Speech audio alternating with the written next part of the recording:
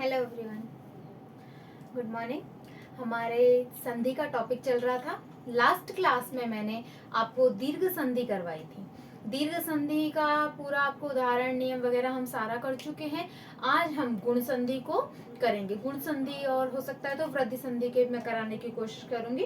हम सबसे पहले देखिए, अब यहाँ इस प्लेटफॉर्म से ये नहीं है कि आप 10th 12th तक के बच्चे ही प्रैक्टिस कर रहे हैं, फर्स्ट ग्रेड रीट जो कंपटीशन एग्जाम वगैरह दे रहे हैं वो भी तैयारी कर रहे हैं। तो इसलिए आपको मैं सूत्र वगैरह भी बताऊंगी जो हमारे एग्जाम में आते हैं। पर जो 10th लेवल तक के बच्चे पढ़ रहे हैं वो इन सूत्रों पर ध्यान मत देना, ये आप याद मत करना, आपके पेपर में नहीं आए। जो कंपटीशन एग्जाम की तैयारी कर रहे हैं वो लोग ये सूत्र वगैरह को देखेंगे। देखिए गुण संधि, अब गुण संधि करने के भी कोई नियम होंगे, कोई सूत्र होंगे। तो जो कंपटीशन एग्जाम की तैयारी कर रहे हैं वो इन सूत्रों को देखेगा। कौन कौन से दो सूत्र होते हैं, और एक सूत्र होता है अदेंग गुणः और एक होता है आद गुणः।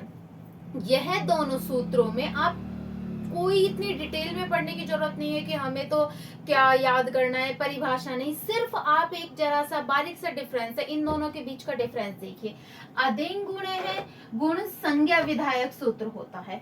अदेंग गुण क्या होता है, यह होता है गुण संज्ञा विधायक सूत्र। दूसरा है आद गुण है, आद गुण होता है गुण संधि विधायक सूत्र। सिर्फ इतना सा अंदर है, यह अदेंग गुण है गुण संज्ञा विधायक सूत्र। कौन सा है, संज्ञा विधायक सूत्र। और आद गुण है, यह संधि विधायक सूत्र है। जब भी कई बार रीट में आया हुआ है, या हम उस टाइम, या फिर आप ये समझ लीजिए एग्जाम टाइम में हम कंफ्यूज हो जाते हैं कि कौन सा गुण संधि करने का सूत्र और कौन सा गुण संज्ञा विधायक सूत्र है। संज्ञा विधायक सूत्र को आप समझ ले कि परिभाषा विधायक सूत्र भी कह सकते हैं।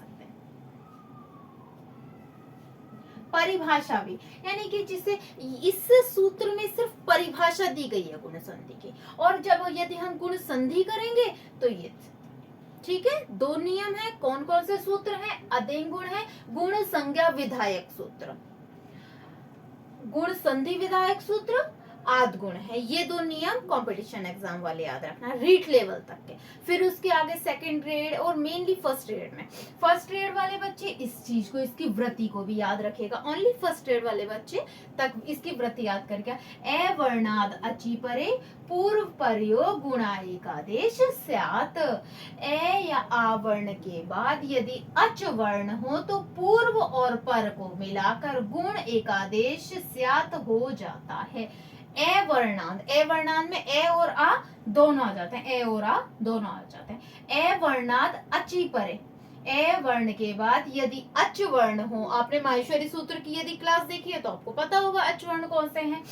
अच वर्ण परे हो तो पूर्व परो दोनों मिलकर, यानी कि ये दोनों मिलकर गुण एकादेश, गुण एकादेश स्यात्। ये आपने ऐसे समझ लिया।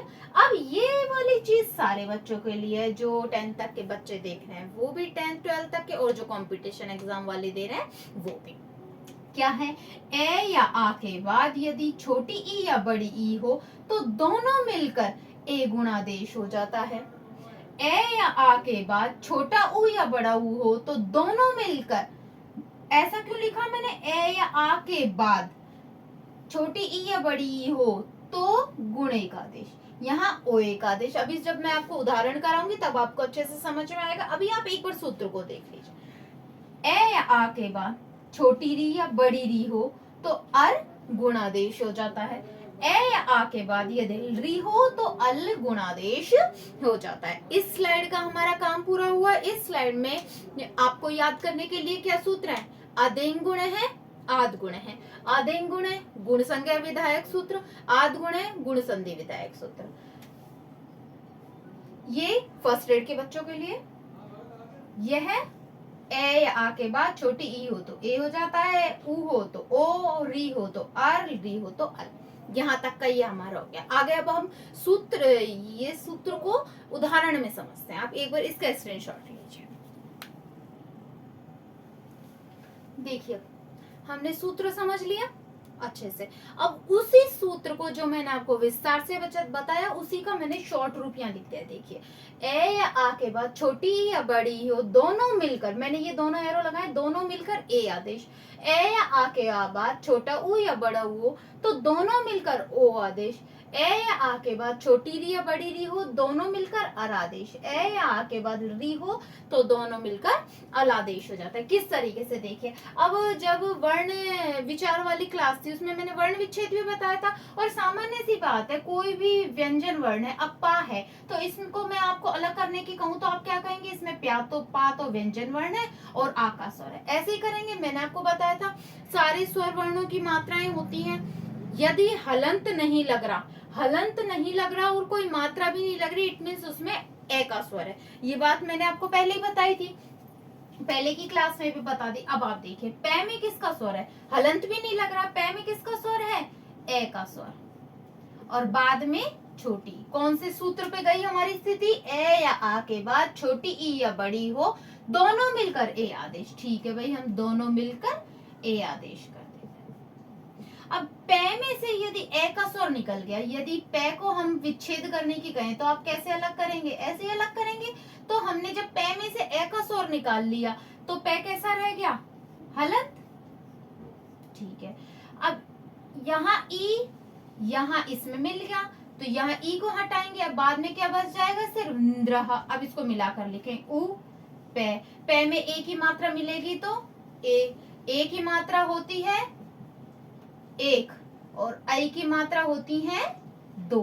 ठीक है, उपेंद्र, ये मात्राएं व्यंजन वगैरह निकालना स्वरों में से, ये मैं आपको इसलिए बता रही हूँ, जो ये रीट लेवल में जो बच्चे सेकंड लैंग्वेज लेंगे, और अधिकांश बच्चे सेकंड लैंग्वेज हिंदी के साथ संस्कृत लेना चाहेंगे, जिन्होंने संस्कृत 10th के बाद पढ़ी नहीं है, तो उनके लिए यह सभी समझना बहुत कठिन हो जाता है कि व्यंजन और वर्ण को कैसे अलग करें, ए की मात्रा कौन सी, आई की मात्रा, सब साइंस में वाले बच्चों का सब मिस हो जाना है।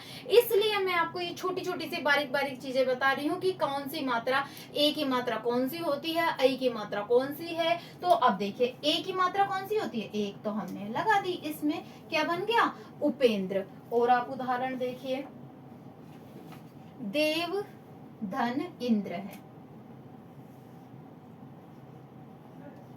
देव धन इंद्र।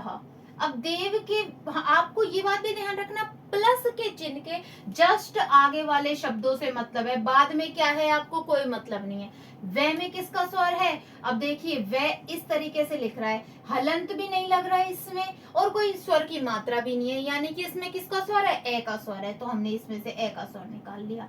बाद में क्या है, ई। अब आप हमारे इस पर जाइए, ए या आ के बाद छोटी ई या बड़ी ई हो, तो दोनों मिलकर क्या हो जाते हैं, ए गुणादेश हो जाते हैं। ठीक है भाई, इसमें से ए का स्वर निकाल देंगे तो ये कैसा रह जाएगा, ये वाली स्थिति।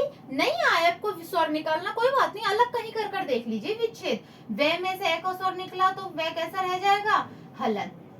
दे व में हलंत, देव। ठीक है, अब यहाँ ई यहाँ आया और यहाँ से इसमें आ गया, तो यहाँ क्या बच जाएगा, सिर्फ इंद्र है। अब इसको मिलाकर लिखेंगे, दे वे में मैंने बताया आपको ए की मात्रा क्या होती है, सिर्फ एक होती है, तो क्या बन जाएगा, देवेंद्र। मुझे लगता है जिसने संस्कृत 10th के बाद नहीं भी पढ़ी है वो भी, और या फिर पहली बार जो संस्कृत पढ़ रहा है उसके लिए भी मैं काफी बिल्कुल 0 लेवल से समझा रही हूँ, ताकि आपको अच्छे से समझ में आए। और आप देखिए, छोटी ई के उदाहरण आपको मुझे लगता है आपको समझ में आ गए होंगे। एक दो मैं आपको बड़ी ई के भी उदाहरण करवाती हूँ। देखिए, बड़ी ई का उदाहरण लेते हैं हम, उमा धन ईशः, उमा धन ईश है। अब देखिए, उमा के माँ में किसका स्वर है, आ का, इसमें तो अलग ही पता चल रहा है, बाद में बड़ी ई। हाँ, फिर हमारा वही सूत्र, ए या आ के बाद छोटी ई या बड़ी ई हो, तो दोनों मिलकर ए गुणादेश हो जाएगा। ठीक है भाई, हम दोनों को मिलाकर ए गुणादेश कर देते हैं। इसमें से आ का स्वर यहाँ कहीं कर कर देख लीजिए। माँ का यदि मैं आपको विच्छेद करने की कहूँ तो आप क्या कहेंगे, मैं, हलंत और आ, यही विच्छेद करेंगे। तो जब माँ में से मैंने आ का स्वर निकाल दिया तो मैं कैसा रह गया, हलंत जब किसी भी व्यंजन वर्ण में से यदि स्वर वर्ण को हम अलग कर देते हैं तो वो हलंत निशान लगाया जाता है संस्कृत में। यहाँ ई यहाँ आया, यहाँ से यहाँ आ गया, तो यहाँ क्या बच जाएगा, सिर्फ श। अब इसको मिलाकर लिखेंगे उ मैं में ए की मात्रा एक होती है, में शह, उमेशः। आया समझ में आप सभी को? अब हम नेक्स्ट उदाहरण करते हैं, ऊ के उदाहरण। देखिए, मुझे लगता है ई के उदाहरण आप सभी को समझ में आ गए होंगे। देखिए, परम धन उदार है। परम के में किसका स्वर है, ए का, कोई हलंत नहीं लग रहा और किसी अन्य स्वर की मात्रा भी नहीं है कि ई की, ऊ की हो, तो कॉमन सी बात है इसमें किसका स्वर है, ए का, बाद में ऊ का। ठीक है, अब हम हमारे सूत्र पर जाते हैं, ए या आ के बाद छोटा ऊ या बड़ा ऊ हो तो दोनों मिलकर ओ आदेश। ठीक है भाई, हमने मिला दिए, दोनों मिलकर ओ आदेश हो गए। मैं में से ए का स्वर निकल गया तो मैं कैसा रह जाएगा, हलंत।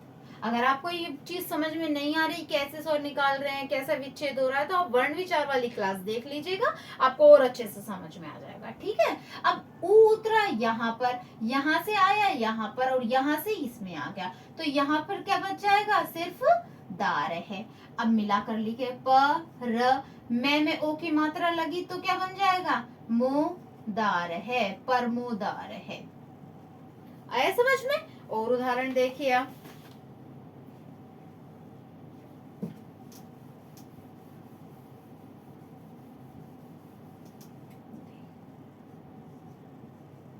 नर धन उत्तम। अब देखिए, रे में कोई हलंत नहीं लग रहा तो यानी कि ए का स्वर है, बाद में ऊ। हमारा सूत्र क्या कहता है, ए या आ के बाद छोटा ऊ या बड़ा ऊ हो तो दोनों मिलकर क्या हो जाएंगे, ओ आदेश। ये बात ध्यान रखना, दीर्घ संधि में, गुण संधि में और वृद्धि संधि में दोनों मिलकर होंगे। आप धीरे धीरे सूत्रों को याद करते चलना, फिर जैसे ही हम यण संधि में आएंगे, अयादि संधि में आएंगे, उन संधियों में क्या होगा, सिर्फ एक शब्द में परिवर्तन होगा, दोनों नहीं होगा। इसलिए दीर्घ, गुण और वृद्धि, ये तीन संधियां ऐसी हैं जिनमें दोनों मिलकर, अभी आप उनकी टेंशन छोड़िए, अभी आप खैर इसको देखिए दोनों मिलकर ओ आदेश हो गए। रे में से ए का स्वर निकल गया तो रे हलंत। मैंने कहा संस्कृत में यदि व्यंजन में से स्वर निकल जाए तो हलंत हो जाता है। ठीक है, ऊ यहाँ आया, यहाँ से इसमें आ गए, यहाँ सिर्फ बचा तमह। अब हम मिलाकर लिखेंगे, ने रे में ओ की मात्रा लगी तो रो और बाद का चाहे कोई भी हो यू के उतार देना, नरोत्तम है। आया समझ में? बड़े ऊ का और एक उदाहरण करा देती हूँ, आपको अच्छे से समझ में आ जाएगा, ताकि कि छोटे ऊ का ऐसे हुआ, बड़े ऊ का इस तरीके से हुआ है। देखो, जल धन उर्मी। आपको प्लस के जस्ट आगे वाले शब्दों से मतलब है, पीछे क्या मात्रा आ रही है आप बिल्कुल ध्यान मत दीजिए, वरना आप कंफ्यूज हो जाएंगे। देखिए, ले में किसका स्वर है, इनको हलंत मान लेना, इसलिए हटा दिया, ए का, बाद में ऊ का। ए या आ के बाद छोटा ऊ या बड़ा ऊ हो तो दोनों मिलकर ओ आदेश। ठीक है भाई, दोनों मिलकर हमने ओ आदेश कर दिया। जल के ले में से ए का स्वर निकल गया तो हलंत हो गया ये। ऊ यहाँ आया, यहाँ से इसमें आ गए, यहाँ सिर्फ बचा मेरा। अब इसको मिलाकर लिखेंगे, ज ले में ओ की मात्रा लगी, लो रमी, जलोरमी। ऐसे ही बनता है लघोर्मी, कुछ भी बन जाएंगे वो तो शब्द। आपको तो ये कंडीशन याद रखनी है, बस ये कंडीशन कर लो। और इसके लिए आपको क्या करना पड़ेगा, अब आप देखो, गुण संधि में आपको मेन आपको क्या क्या चीजें याद करनी है। गुण संधि के सूत्र, अदेंग गुण है संज्ञा विधायक सूत्र, आद गुण है संधि विधायक सूत्र, दो चीज। तीसरा आपको क्या याद करना है, ए आ के बाद छोटी ई बड़ी ई हो तो ए, ऊ हो तो ओ, री हो तो अर, री हो तो अल। बस ये याद रख लेना। ये याद है तो आप कंडीशन बना पाएंगे, कंडीशन बना पाएंगे तो अपने आप शब्द हो जाएगा। फिर चाहे शब्द नहीं रट सकते आप, कितने शब्द आएंगे, इतने सारे होते हैं। 10th तक की क्लासें पढ़ाती हूँ, हर क्लास में अलग अलग होते हैं शब्द। उनके स्तर के हिसाब से। तो जो कंपटीशन एग्जाम की तैयारी भी कर रहे हैं वो सोचे हम 10th 9th तक के शब्दों को याद कर ले, नहीं याद कर पाओगे, कितने शब्द याद करोगे। इसलिए आप मेन चीज याद कर लीजिए, अपने आप कोई सा उदाहरण आए, सरल आए कठिन आए, वो अपने आप कर पाएंगे। अब देखिए नेक्स्ट हम करते हैं राजा धन ऋषि। ठीक है, और राजा में किसका स्वर है, आ का, और बाद में री का। इसमें आ का स्वर है और बाद में री का स्वर है। कौन सा सूत्र है ये, ए या आ के बाद छोटी री या बड़ी री हो तो दोनों मिलकर अरादेश। ठीक है भाई, अरादेश कर दिया। इसमें से आ का स्वर निकल गया तो रा जय हलंत वाला रह गया। ठीक है, री यहाँ आया, यहाँ से यहाँ गया, तो यहाँ क्या बचा, सिर्फ शी। अब इसको मिलाकर लिख दो। आप बस ये कंडीशन याद कर लो, अपने आप बना लोगे। रा जय में ए का स्वर मिला, जय पूरा। अब आपको मैंने क्लास में भी बताया था, पैर पड़ा पूरा सिर चढ़ा अधूरा, वही है ना, अध जल गगरी छलकत जाए। जब कोई शब्द आधा होगा तो वो क्या होगा, सिर पर चढ़कर बैठ जाएगा। और जो पूरा होगा, यानी कि जैसे ज्ञानी व्यक्ति होता है ना, जो जितना ज्ञानवान होगा वो उतना ही झुकेगा, उतना ही विनम्र होगा, और जो आधा अधूरा होगा ना वही ज्यादा फुदकेगा, मुझे सबसे ज्यादा ज्ञान है। बस ये बात ध्यान रख लेना, आपके याद रह जाएगा। आधा रह हमेशा ऊपर आता है, पूरा रह हमेशा नीचे आता है। तो आधा रह कहाँ चला जाएगा, इसके सिर पर चढ़कर बैठ जाएगा, तो क्या बन जाएगा, राजर्षि। एक री वाला एक और उदाहरण करा देती हूँ मैं आपको।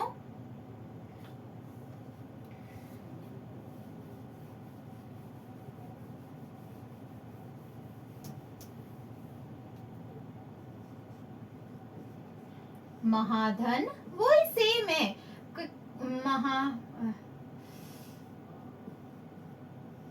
शब्द बदल जाएंगे, कंडीशनें नहीं बदलेंगी। कंडीशनें याद कर लो, सब सही हो जाएगा।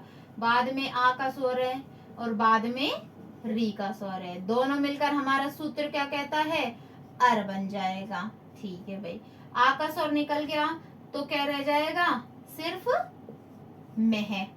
और यहाँ पर री आया, इसमें इससे आया इसमें, तो यहाँ सिर्फ क्या बचा हमारा, शी। ठीक है, अब इसको मिलाकर कैसे लिखेंगे, मैं में ए का स्वर मिला तो मैं, ह और रे आधा है तो इसके ऊपर महर्षि। ठीक है, क्या बन गया हमारा, महर्षि। देखो मैंने ये पहले लगा दिया, महर्षि, हमारा महर्षि शब्द बन गया। री वाले उदाहरण आ गए आपको समझ में। अब हम चलते हैं री वाले उदाहरण पर। री वाला उदाहरण,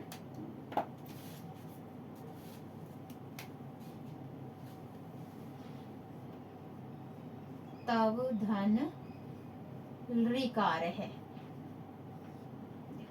वे में किसका स्वर है, ए का, और बाद में री का। ए या आ के बाद री हो तो अल आदेश हो जाता है दोनों को मिलकर। ठीक है, अभी दोनों को मिलाकर हमने कर दिया, अल आदेश कर दिया। अब यहाँ पर वे में से ए का स्वर निकल गया तो वे कैसा रह गया, हलंत कर दिया भाई, हलंत। री यहाँ आया, यहाँ से यहाँ क्या बच गया, सिर्फ कार है। अब मिलाकर लिखो इसको, त वे को पूरा करा ए ने, व ले को पूरा करने के लिए कोई स्वर नहीं, और रे कहीं सिर पे भी नहीं चढ़ सकता रे की तरह, तो भाई आधा लिख दो। ठीक है, तब लकार है। आया समझ में। तो ये हमारी गुण संधि बहुत छोटी सी शॉर्ट सी है गुण संधि, और अधिकतर रीट में तो स्वर संधि ही कवर हो जाती है, रीट में स्वर संधि से बाहर नहीं जाएगा। रीट वाले बच्चे हैं जो याद रखना, अदेंग गुण है, आद गुण है। अदेंग गुण है संज्ञा विधायक सूत्र है, आद गुण है गुण संधि विधायक सूत्र। दूसरी बात, ये वाला चार्ट याद करना है, ए या के बाद ई हो, ए ओ और अल, और उदाहरण फिर चाहे कोई सा भी आ जाए, आप अपने आप कंडीशन बना सकते हैं। ये हमारी गुण संधि कंप्लीट। Thank you.